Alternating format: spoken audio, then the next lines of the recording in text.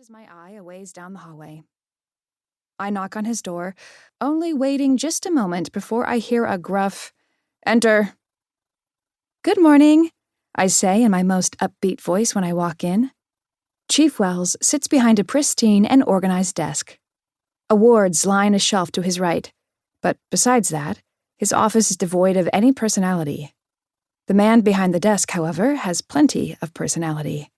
By which I mean he's wearing a frown so intense, I'm concerned this is his default expression. "You must be the shrink," Chief Wells grouses, and I fight to keep my smile from falling. I was under the impression that the chief wanted me here, but it seems like HR fibbed a little during our interview based on the lack of enthusiasm in his voice. "I'm the new department psychologist, Dahlia Chamberlain." I correct him in a placating tone. "The shrink," he repeats in a deadpan tone. Okay, he definitely isn't a fan of therapists. Message received. "I tried to avoid having you come here, but the governor is on some mental health kick right now and mandated it." I straighten my spine and meet his hardened stare. His brown eyes are framed by bushy gray brows.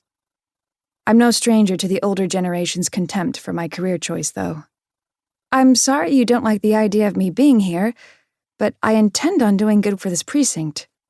I think you'll see that my work is valuable. In your line of work, it's important to implement self-care, and therapy is a great way to do that." "We don't need any of your woo-woo self-love crap," he says, and crosses his arms over his chest. "You're only here because of blasted politicians sticking their noses where they don't belong."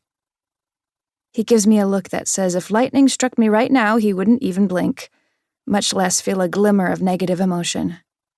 There's a chance he'd even smile, though he doesn't seem like a man who smiles much. I get the feeling that he appreciates blunt honesty, so I don't put my words through my therapist's filter. Regardless of why, I'm here now. You can't get rid of me, and I care too much about helping the people of this department to be scared off. So I would appreciate it if you could show me around the precinct and then to my office. I cross my own arms. He raises one fluffy brow and sniffs. "Fine, follow me." "Thank you," I say with a saccharine smile, and follow him out of his office. We walk through the building in silence. The only time Chief Wells speaks is to briskly say what a room is. Soon we arrive at a door, and the block letters reading "homicide" on it are plain and unexciting compared to what's contained behind them. Over time, gruesome crime scenes, and hours upon hours trying to find the next lead. It all combines to be a heavy weight on the shoulders of each detective, one I hope to lessen. "I will introduce you to each division briefly. Then you can go to your office and everyone can get back to what's important." I nod in response, since he seems like the type to appreciate nonverbal communication, and he opens the door. We enter into the covert chaos of shuffling papers and clacking keyboards.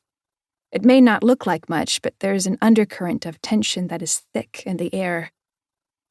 Chief Wells claps his hand hard 2 times. All of the detectives drop whatever they're doing and look toward us. I spot a man, likely the captain, in his windowed office with someone across from him. He must have heard the clapping too, as both he and the man stand. Chief Wells walks to the middle of the room, and I start to follow him. The other man turns, and my steps falter. Our eyes lock, and his hazel irises are time machines. They transport me back to salty air, warm skin, and sweet kisses.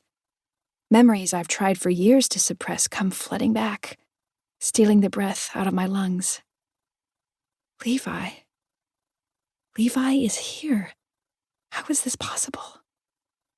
I drink him in, losing track of time and space.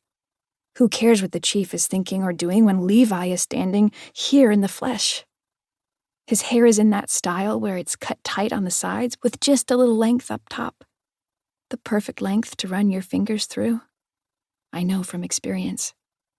He's clean-shaven, though, which is different.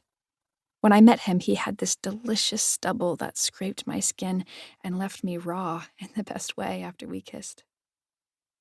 The time and distance between us.